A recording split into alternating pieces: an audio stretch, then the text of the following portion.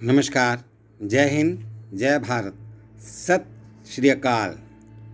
श्री गुरु अर्जुन देव के संबंध में मैं आपको आज उनके जीवन परिचय के संबंध में बताना चाहूँगा।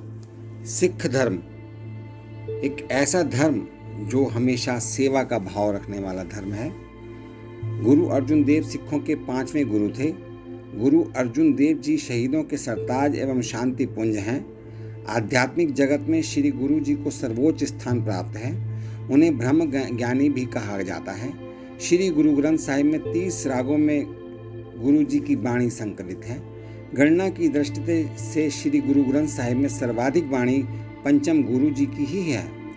श्री गुरु ग्रंथ साहिब का संपादन श्री गुरु अर्जुन देव जी ने भाई श्री गुरुदास की सहायता से सन 1604 में किया।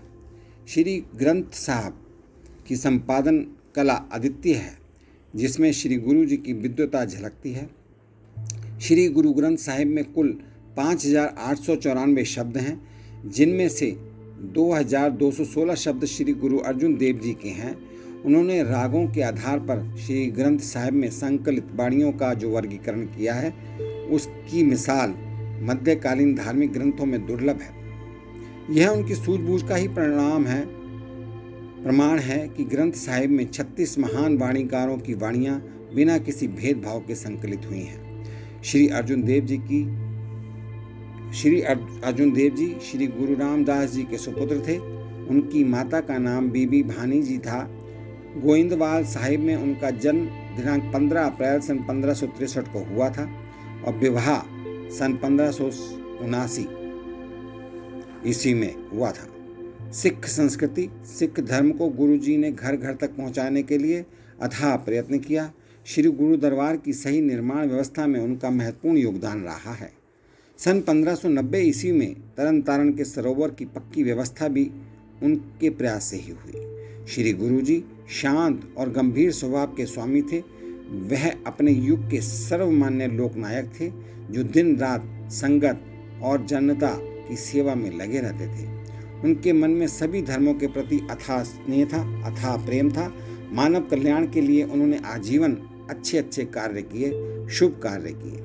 अकबर के देहांत के बाद जहांगीर दिल्ली का शासक बना। वह कट्टरपंथी था। अपने धर्म के अलावा उसे और कोई धर्म पसंद नहीं था। श्री गुरु जी के धार्मिक और सामाजिक कार्य भी उसे सुखद नहीं लगते थे। शहजादा खुसरो को शरण देने के कारण जहांगीर श्री गुरु जी से नाराज था। दिनांक 28 अप्रैल सन 1606 ईस्वी को बादशाह ने श्री गुरु जी को परिवार सहित पकड़ने का हुक्म जारी किया। उनका परिवार मुर्तजा खान के हवाले कर घर बार लूट लिया गया। जहांगीर के आदेश पर दिनांक 30 मई सन 1606 ईस्वी को श्री गुरु अर्जुन देव जी को लाहौर में भीषण गर्मी के दौरान यासा व सियासत कानून के तहत लोहे के गर्म तवे पर बिठाकर यातनाएं दी गईं। श्री गुरु जी ने प्रत्येक कष्ट हंसते हंसते झेलकर यही अरदास की, तेरा किया मिठा लागे, हरि नामो पदारथ नानक मांगे। जिस स्थान पर श्री गुरु अर्जुन देव जी का शरीर रावी नदी में विलुप्त हुआ था, वहाँ गुरुद्वारा डेरा साहिब, जो अब पाकिस्तान में है, उसका निर्माण किया गया। उन्होंने अपने पूरे जीवन काल में किसी को भी दुर्वचन नहीं कहे।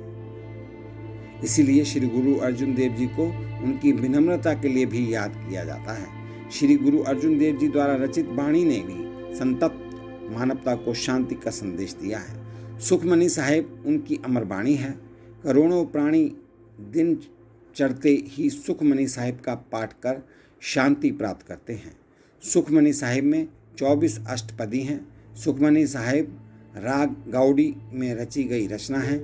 यह रचना सूत्रात्मक शैली की है।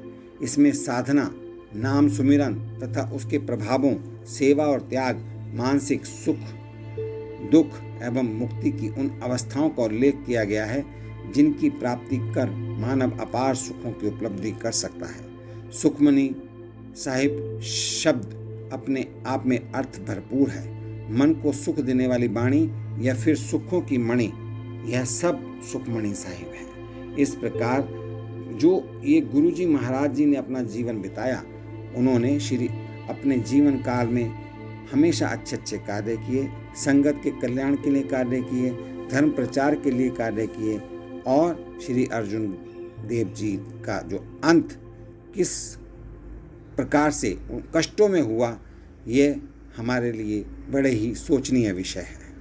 हम आज श्री गुरु अर्जुन देव जी महाराज जी को याद करते हैं, उनको श्रद्धांजलि देते हैं और सिख धर्म की वृद्धि, उसकी प्रगति के लिए प्रार्थना करते हैं। आप सभी संगत का बहुत बहुत धन्यवाद। आप समस्त संगत खुश रहे, स्वस्थ रहे, संपन्न रहे और आपके जीवन में, आपके परिवार में हमेशा प्रसन्नता का वातावरण रहे। इन्हीं शुभकामनाओं के साथ मैं आप सबसे विदा लेता हूँ। आप सभी का बहुत बहुत धन्यवाद।